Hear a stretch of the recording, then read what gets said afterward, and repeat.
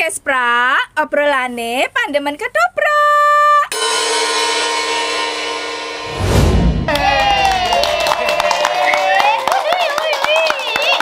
Sugeng pepanggihan malih wonten ing Podcast Pra, obrolane pandemen ketoprak.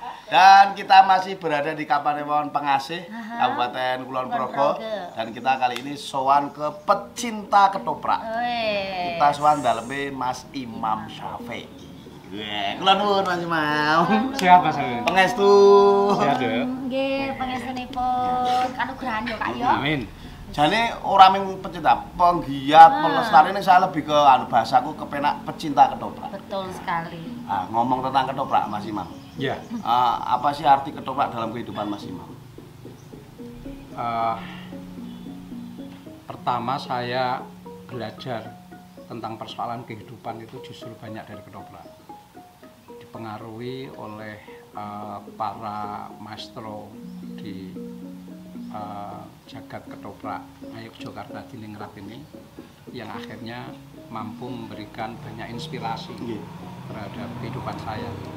Salah satunya adalah bagaimana komunikasi sosial yang sangat interaktif di dalam ketoprak itu akhirnya mampu untuk membangun sekian persahabatan, sekian perkawanan, dan sangat lintas generasi, lintas profesi. Itu yang akhirnya menjadi kecintaan saya terhadap ketoprak sampai hari ini. Itu masih sangat mencintai terhadap seni tradisi yang satu ya. Neng Ketoprak itu luwes ya. Neng sebenarnya mengawali ambyur ning samudraning ketoprak itu jane riyen saking pelaku, pemain, napa langsung teng manajemen, napa teng Pandemen, Nggih. Nah itu sejarahnya agak panjang. Mboten apa nama durasinya kok panjang kali iki mungkin. Wis Iki panjang. Ceritanya rada tuh. Wis lodah ya ra panjang ngene. Jadi awal di 98 saya 95 itu ada di kampung ini. Nggih. Di Paingan. Kebetulan Paingan ini merupakan salah satu perkampungan yang mempunyai basis seniman seniwati ketoprak cukup banyak. Nggih. Dan salah satu kekuatan profesionalitas yang ada di Kulon Progo ini, ketoprak itu ya seakan-akan menjadi trademarknya kampung ini di Kampung Paingan. Iya. Nah, disitulah akhirnya saya mencoba untuk berinteraksi terhadap para seniman-seniman ketoprak karena kebetulan waktu itu penggeraknya ya mohon maaf orang tua saya di sini, jadi mau tidak mau saya terjun langsung karena harapan pada waktu itu orang tua saya menginginkan yo nek neng kene kuwi donyane dipengaruhi oleh ketoprak, maka ketoprak harus menjadi salah satu ikon di dalam keluarga kita. Nah, itulah yang ditanamkan oleh bapak saya, oleh Pak Supidar, oleh Pak Tukimin, oleh Pak Kamijan, karena beliau-beliau sebagai seorang maestro yang menjadi penggerak benar, bukan hanya di Paingan, tapi di Kulon Progo ini beliau-beliau sebagai penggerak. Nah, ketika sudah pada era 2000-an mulai berinteraksi terhadap dunia ketoprak yang lebih luas. Artinya ketoprak bukan hanya sebatas seni tradisi, tapi ketoprak sudah bisa menjadi salah satu entertainment yang cukup baik dengan segala program yang dijalankan. Maka saya sudah mulai belajar tentang bukan hanya sebatas pelaku, tetapi tidak mungkin kita akan masuk di dalam sebuah ruang lingkup manajemen kalau seumpamanya kita tidak memahami apa yang ada di dalam ketoprak itu sendiri. Maka waktu itu saya memutuskan saya harus jadi pemain. Dan ketika saya memutuskan harus menjadi pemain, saya harus belajar serius. Nah, keseriusan di dalam berketoprak itulah yang akhirnya mempengaruhi secara karakter terhadap diri saya. Biyen arep ngomong basa ki angel lho. Tapi alhamdulillah ketika saya berada di ketoprak itu tata basane, unggah-ungguhe karo wong itu otomatis menjadi proses pembelajaran yang sangat luar biasa. Dari situlah mengapa saya selalu mengatakan bahwa ketoprak itu bukan hanya sebatas seni tradisi. Tapi ketoprak adalah merupakan salah satu revolusi kebudayaan yang ada di Yogyakarta. Karena ketoprak itu ada tontonan, tatanan, dan tuntunan. Problem generasi yang akhirnya memahami ketoprak sebagai tontonan, tuntunan, dan tatanan itu sebenarnya dari generasi ke generasi selalu ditanamkan. Problem kita bahwa di generasi hari ini itu ketika memahami ketoprak hanya sebatas sebagai tontonan itu, pertama pasti mereka sudah terpengaruhi oleh akulturasi terhadap nilai-nilai seni pertunjukan yang lain. Karakter-karakter dalam teater modern sudah mulai masuk ke ketoprak dan sebagainya, yang akhirnya ketoprak jadi nyaman ditonton. Nyaman ditonton bukan hanya sebatas menjadi suguhan orang hajatan, gini, tapi ketoprak saya menganggap sudah naik kelas. Ketika pada masa-masa awal saya itu ketoprak masih banyak pendapan kayak gini, masih banyak pendapan, ditanggap orang punya hajat, wong mantenan, wong selapanan bayen, dan itu yang akhirnya menjadikan bagaimana ketoprak ini di dalam mindset saya bukan hanya sebatas menjadi tontonan, tapi harus menjadi naik kelas. Bagaimana karakter-karakter di dalam di dalam lakon itu sendiri, di dalam pemeranan itu pasti akan mempengaruhi secara sugestif terhadap masyarakat. Nah, disitulah meletakkan orang-orang yang di dalam ketoprak itu ketika kita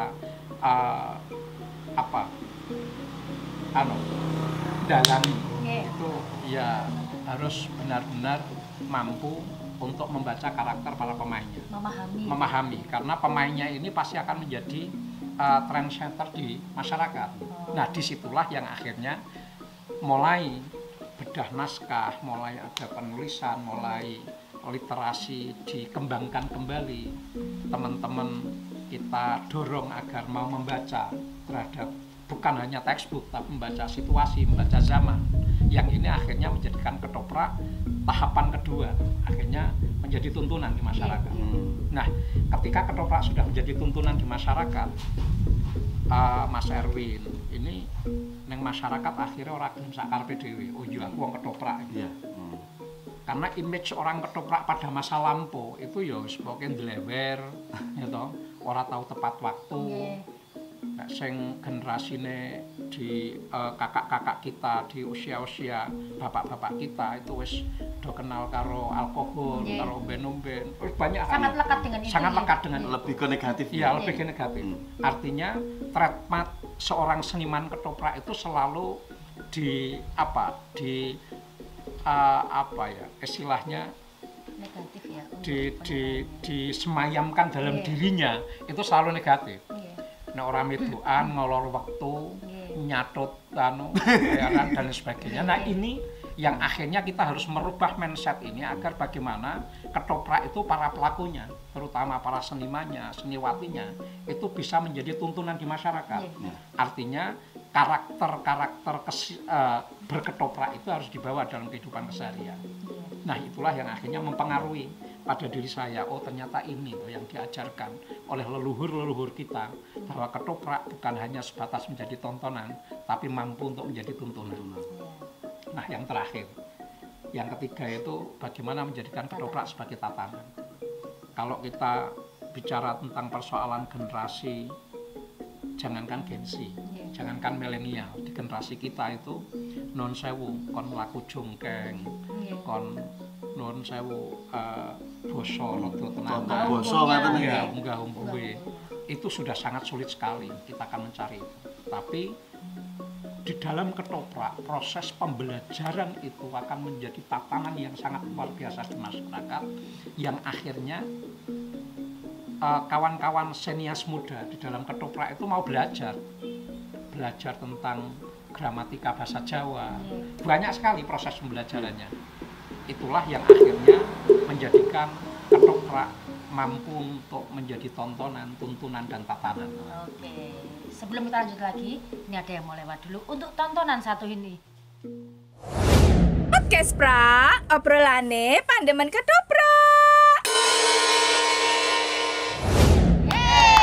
Podcast Pra. Obrolane Pandemen ketoprak. Ojo ngantuk, Dek. iya. Kowe iki mergo lo, Dek. Priye mergo saya lodeh kok dadi ngantuk. Kopi tetep ngantuk ya aku. Resikone ngene iki lho. Ayo ngopi Ya. sik, ngopi sik, ngopi sik. Ngopi sik. Aku wis ndak kanu apa jenenge kakean kopi iki kok. Ya, untuk Ya. netizen, saya ingatkan sekali lagi yang belum like dan subscribe, yuk cus segera bisa dinunul itu ya, tombol-tombol yang ada di pojok itu, ya di kanan itu boleh banget ada tanda lonceng nul gitu. Ben apa deh Erwin? Ben semakin banyak yang mencintai ketoprak. Waras ya. Oke, waras iki. Aku rada menanggalkan bengku sithik kok iki mau. Mergo rambake kowe ora kokean. Ora. Ndak meng kowe mlempem. Wis wektune iki cepet banget tapi gak takon. Kowe iki host utama lho iki mangsane kok. Aku mau kono sing takon. Sik. Ya. Ya ini Mas Imam. Nggih. Bahwa Mas Imam pernah ngendika bahwa ketoprak itu tidak hanya sebuah tontonan. Tadi sudah Ya. ngendika. Ketoprak itu bisa jadi media diplomasi. Yes. Seperti apakah itu? Bisa dijelaskan. Gini. Ketoprak di era 90-an sampai masuk ketika sejarah Sabta Mandala, PS Bayu itu mampu mentransformasi bagaimana keberhasilan Orde Baru sebagai alat diplomasi mereka. Nah, itulah yang akhirnya Sabta Mandala pada waktu itu cukup dikenal sebagai kekuatan diplomasi kebudayaan.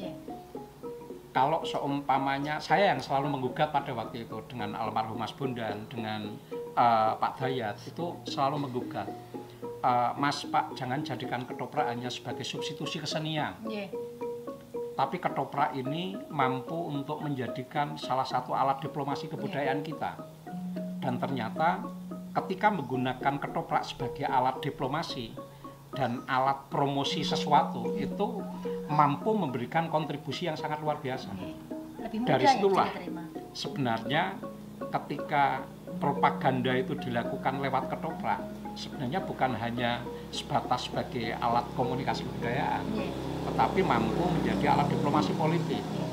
Nah, ini saya berharap agar mengurangi contoh seumpamanya masa-masa kampanye gitu, masa-masa pemilu, masa-masa apa, agar mengurangi resistensi di dalam berkampanye, bersinggungan antar kelompok dengan yang lain. Nah, itu bagaimana menjadikan salah satu kesenian ketoprak ini bisa menjadi alat diplomasi mereka, kampanye mereka, dan itu akan jauh lebih santun di masyarakat. Menyampaikan pesan-pesan terhadap program-program apapun, baik itu program pemerintah, program partai politik, apapun itu mampu ditransformasi lewat yang namanya dunia ketoprak itu. Nah, itulah yang saya berharap bahwa semua pihak, terutama pemerintah daerah, sekalipun melakukan, mohon maaf ini sekarang baru refocusing, baru efisiensi, ya jangan sampai ketoprak ini terus ditinggal begitu saja. Terdampak dengan yang sangat begini. Tidak ada festival antar Kapanewon dan sebagainya, ini menjadikan proses pembelajaran tahun ini terhadap generasi itu tidak ada. Dianggap bahwa ketoprak itu hanya penyelenggaraan festival ketoprak. Enggak. Di dalam proses festival itu antar Kapanewon itu minimal 3 bulan mereka mendapat proses pembelajaran yang sangat luar biasa. Nah, generasi senias ketoprak ini, harapan kita bukan hanya sebatas bisa ketoprak di panggung, tapi mampu mereka menjalankan karakter kehidupan ketoprak itu dalam kesehariannya. Dia pasti akan mendapat pembelajaran bagaimana mereka sembahan, bagaimana mereka sopan santunnya dan sebagainya. Ini bisa diterapkan dalam kehidupan sehari-hari. Nah, problemnya ketika terputus dalam tahun ini, maka akan memutus satu angkatan. Satu angkatan generasi ini akan terputus. Kita tidak mampu untuk memberikan kontribusi pembelajaran. Ketoprak tahun ini di Kabupaten Kulon Progo itu tidak mampu memberikan pembelajaran edukasi tentang tentang morality kebudayaan terhadap generasi. Nah, inilah yang saya berharap benar. Yuk para pemangku kepentingan, terutama Dinas Kebudayaan Kundo Kabudayaan, Pani Radio itu memperhatikan bahwa ketoprak ini bukan hanya sebatas substitusi Festival, kesenian, tetapi ketoprak itu mampu untuk menjadi alat diplomasi keberhasilan pembangunan di daerah istimewa Yogyakarta. Yes, luar biasa. Tapi kan ini Mas Ima, ketika Iya. faktanya kan oke lah, akhirnya bahwa ketoprak menjadi media diplomasi itu berhasil ya. Ya. Nah, terus tadi saya menarik ketika berbicara putus tahun ini. Ini kan liane njur mido sambat. Nah, piye ra ono bla bla bla bla. Nah, Mas Ima melakukan apa di Kabupaten Kulon Progo? Sudah ada plan A plan B belum? Salah satunya sekarang ini bagaimana menggiatkan kembali bahwa para pandemen ketoprak itu mulai tidak ketergantungan terhadap yang namanya bantuan pemerintah. Itu pertama. Nah, saya sangat mengapresiasi di Kapanewon Pengasih ini yang dilakukan oleh alumni festival. Ada Mas Junanto, ada Mas Ijuk Supardi, ada Kang Mustadi, dan kawan-kawan itu mencoba untuk merangkai dari sekian para seniman-seniman yang lintas generasi itu, mereka bisa berkumpul jadi satu dan ada yang namanya lapangan ketoprak. Nah, di dalam setiap malam Sabtu Pahing itu kami para seniman seniwati di Kulon Progo itu berkumpul jadi satu untuk berketoprak dan mereka tidak sama sekali bergantung terhadap yang namanya apapun. Jadi mohon maaf, tidak beda kayak kita orang kerja bakti, orang kerja bakti, orang gotong royong di kampung. Dari rumah, oh kebetulan di rumah masih ada makanan apa itu yang dibawa ke sana. Oh iso duwe duwe duit 20.000, 30.000 tukoke gorengan dicangking karo menyang. Nanti bareng-bareng di sana kita nikmati. Nah, itu alhamdulillah terjadi. Nah, itulah yang saya mengapresiasi terhadap alumni festival. Alumni festival di Kulon Progo itu sampai sekarang mampu bergerak walaupun mereka tanpa punya ketergantungan terhadap pembiayaan dari pihak manapun. Nah, itulah yang akhirnya ketoprak bisa menjadi proses pembelajaran dan tatanan tadi.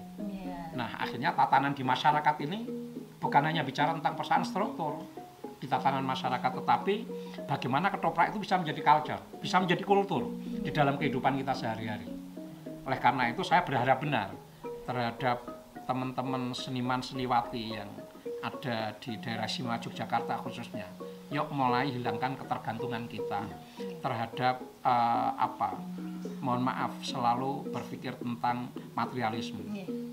Nah, esensi kita berketoprak itu kan satu pasti ingin melestarikan. Nah, setelah pelestarian kita butuh pengembangan. Setelah kita mengembangkan ketoprak ini mampu untuk kembali dicintai oleh masyarakat, berarti butuh ada apresiasi. Yang mengapresiasi siapa? Harapan saya stakeholder yang ada di masyarakat daerah istimewa Yogyakarta itu mulai mengapresiasi terhadap seniman seniwati ketoprak itu. Yuk, seumpamane Mas Erwin pas kayak nyunati putrane gitu, yo ngundang orjen Mas. Yo sing diundang kanca-kanca ketoprak, kanca ketoprak ning kono kan, ini bagian dari apresiasi. Nah, problemnya sekarang ini teman-teman seniman seniwati ketoprak itu do golek nyirit. Oh iya. Nah, disitulah maka kalau mau mengapresiasi, siapa yang lebih dahulu mengapresiasi terhadap para seniman seniwati ketoprak? Ya para seniman seniwati ketoprak Pelakunya dulu ya. Pelakunya dulu. Saling menyapa. Saling menyapa. Kalau seumpamanya tidak begitu, ya selamanya tidak ada orang yang akan mengapresiasi. Untuk Serawung itu memang sangat penting sekali untuk para seniman. Itulah yang dibutuhkan, Mbak. Makanya problem hari ini bahwa yang mentasbihkan dirinya sebagai seniman ketoprak itu sering tidak pernah mengapresiasi terhadap ketoprak itu sendiri. Ya, ini kan jadi masalah. Penghargaan untuk dirinya sendiri. Iya.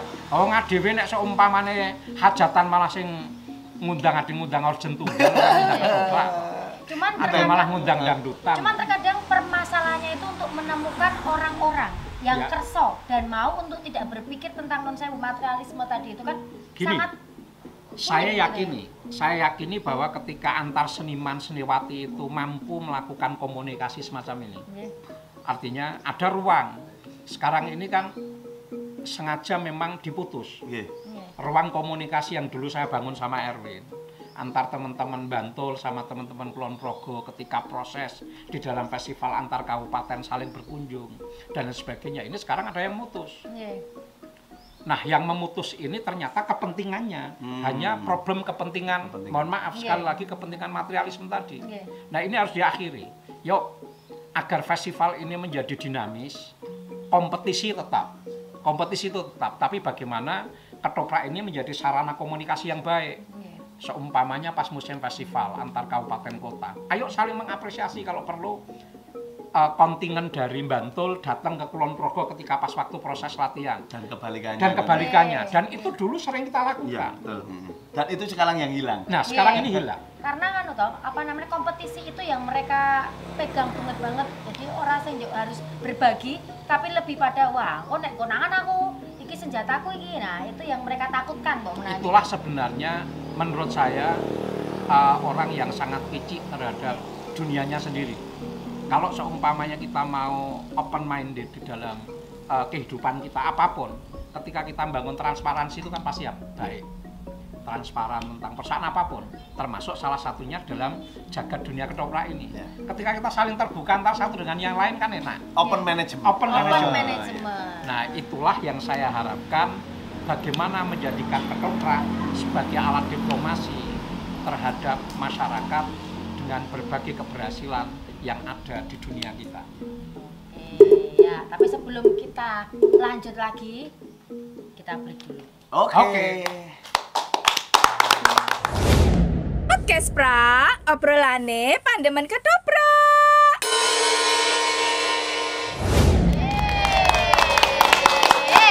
Podcast Pra, obrolane pandemen ketoprak.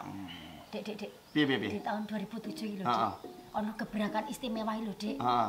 Kok njuk genderane munggah terus tak ning kono. Oke, kita ke segmen saatnya umum. Wis ora rasa ditekoni. Rasa.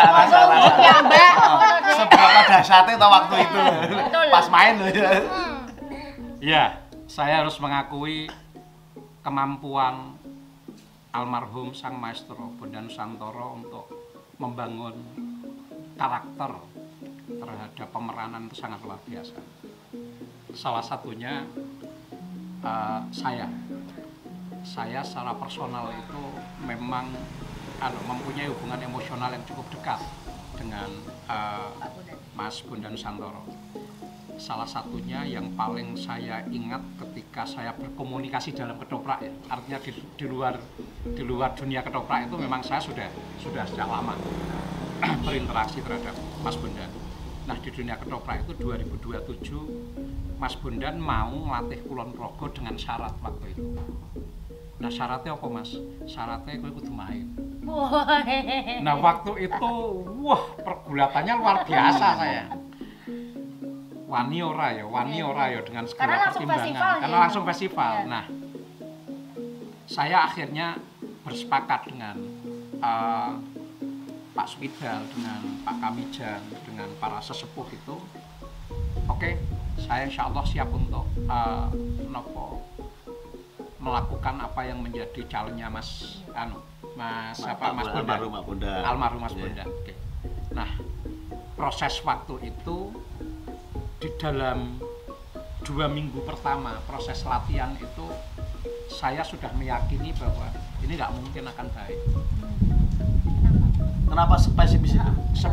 Saya sangat pesimis pada waktu itu. Karena saya mohon maaf, baru tahu karakter orang-orang ketoprak dan generasinya. Itu ternyata kayak gitu. Aslinya kayak gitu. Setelah terlibat langsung dalam proses sebagai pemain gitu. Iya, sebagai pemain. Melihat teko telat waktu. Engko nek ora ya non sewu wis do. Sak geleme dhewe lah. Semaunya sendiri.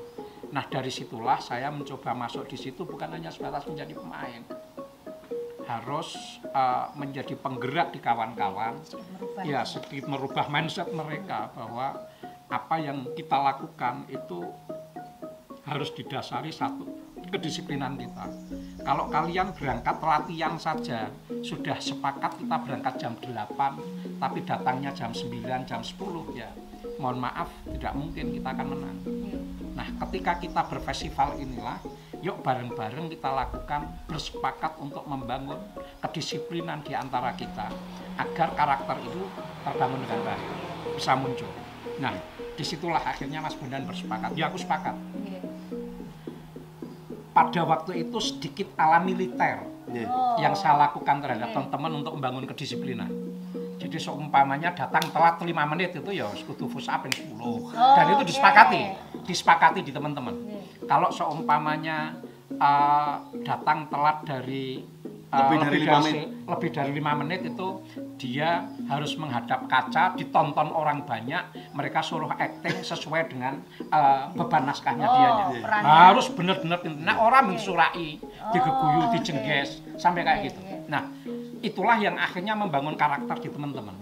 Mas Bondan pada waktu itu pasca 2 minggu proses dari bedah naskah sampai menghafalkan, akhirnya Mas Bondan almarhum itu bersepakat. Saya mau melanjutkan asal dengan syarat sekarang ini ngikuti apa yang menjadi manajemennya Mas Imam. Terutama tentang persoalan waktu. Nah, waktu disepakati jam 8 itu ya sekarang jam 8 kurang seperempat sudah pada datang. Jam 8 mulai. Iya, jam 8 mulai latihan. Dari situlah yang akhirnya proses itu berjalan dengan baik. Nah, ketika proses ini berjalan dengan baik, dengan tahapan-tahapan yang diinginkan oleh Mas Bondan, waktu itu proses tidak akan membohongi terhadap hasil, tidak akan mengkhianati terhadap hasil. Alhamdulillah waktu itu saya di luar nalar, di luar dugaan saya dikasih tahu oleh salah satu dewan juri itu menyampaikan bahwa kemungkinan peran utama terbaiknya sampean. Waktu itu. Jadi kira domo sithik iki ya. Ampun sithik. Gene nih, gene mau. 2007 itu menjadi salah satu awal kebangkitan dari keterpurukan sekian lama ketoprak di Kulon Progo, terutama dalam Jagat Festival. Nah, 2027 saya menjadi peran utama terbaik, terus kita dapat penata iringan terbaik. Nah, dari situlah akhirnya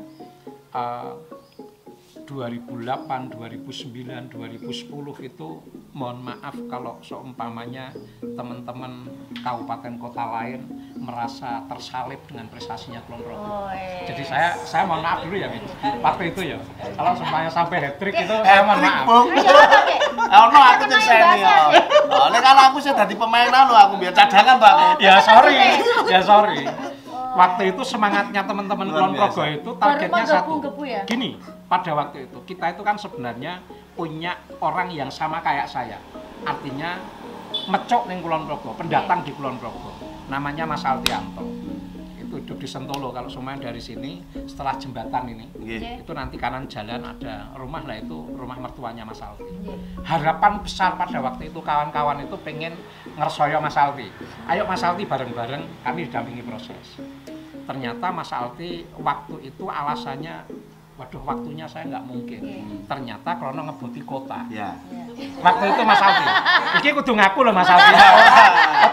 Tetap setiap podcast mesti tak unekke. Iki Mas Alti itu bagian dari waktu itu yang menolak diajak proses dengan teman-teman Kulon Progo. Mas Alti. Kira-kira loh Mas. Nah, akhirnya waktu itu saya harus bersepakat dengan kawan-kawan. Karena waktu itu kami berempat. Waktu itu saya, Mas Icuk Supardi, terus Mas Yunanto, sama Mas Klik Bule. Nah, berempat itulah yang akhirnya menata manajemen ketoprak itu, mulai memasukkan idiom-idiom unsur teater modern di dalam pementasan. Nah, berdiskusi banyak dengan Mas Bondan. Saya mulai akrab dengan teman-teman teman-teman seniman ketoprak yang lain, yang akhirnya dari proses interaksi itulah kami mencoba untuk belajar isolah aku melawan cacah kayak aku. Saya sudah berkeyakinan gitu, isolah aku melawan cacah kayak aku. Karena gini, saya punya proses interaksi sosial itu di dalam membangun kekuatan sosial community itu wis duwe pengalaman sik sadurunge. Dadi ya ketoprak kita anggap substitusi kecil lah di dalam untuk berinteraksi sosial itu. Tapi ternyata begitu saya mendalami ada di dalamnya, impact-nya sangat luar biasa. Orang sampai hari ini Mbak, banyak yang masih manggil saya itu Ki Mangir.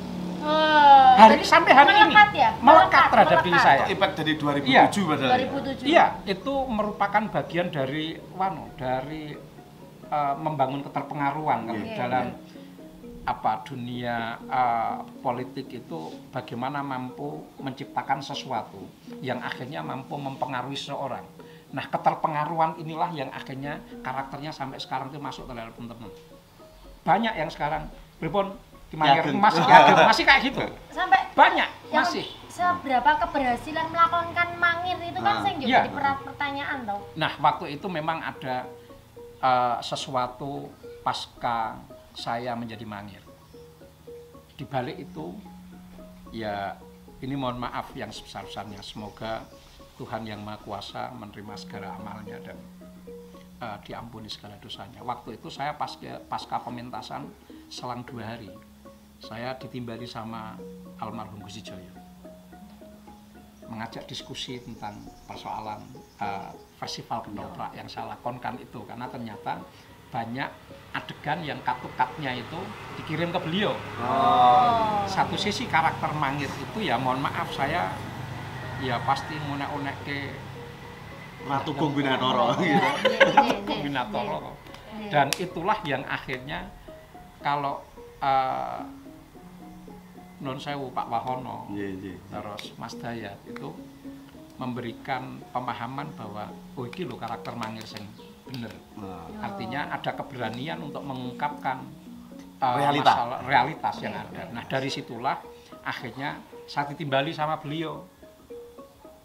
Ya wedi-wedi priye. Sekalipun saya sebenarnya berinteraksi sudah cukup lama sama almarhum Gus Joyo. Tapi dalam ketoprak itu ketika saya menjadi Mangir itu, wah, saya nang dalem dados Mangir kalau waget saya begitu. Ngantos di nang dalem. Iya. Itu karena ternyata beliau menyindir saya nek iso sesuk aja nglakokke Mangir. Karena pada waktu itu ya memang persinggungan sejarah dan di 2007 itu kan sensitif sekali. Anget-angetnya bicara tentang persoalan proses keistimewaan. Nah, tetapi ya karena kita itu memang saya secara pribadi sering ada luapan-luapan progresifnya nampak. Ya jangankan Mangirnya Romondong ini, ya sekaligus saya ajak Ari sama Joko untuk membedah buku tentang Mangirnya Pram.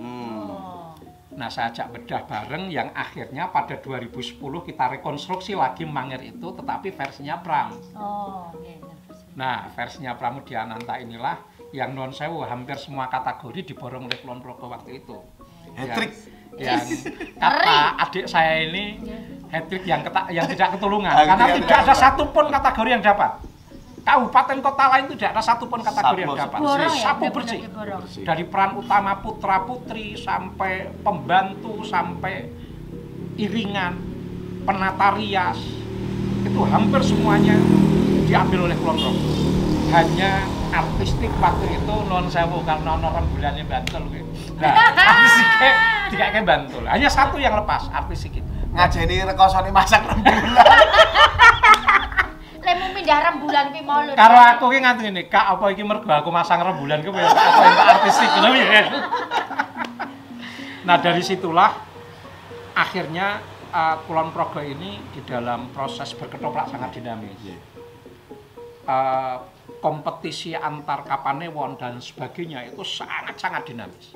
Inilah yang saya bersyukur, alhamdulillah, puji Tuhan bahwa jagat ketoprak di Kulon Progo itu ternyata sekarang itu merambah sampai ke tingkat lurah-lurah saja. Ini sekarang baru proses latihan sama Pak Sulidang. Itu artinya bahwa ketoprak sudah mulai disenangi oleh masyarakat, dicintai oleh masyarakat. Kembali ketoprak lurah-lurah wis do mau gelem ngetoprak.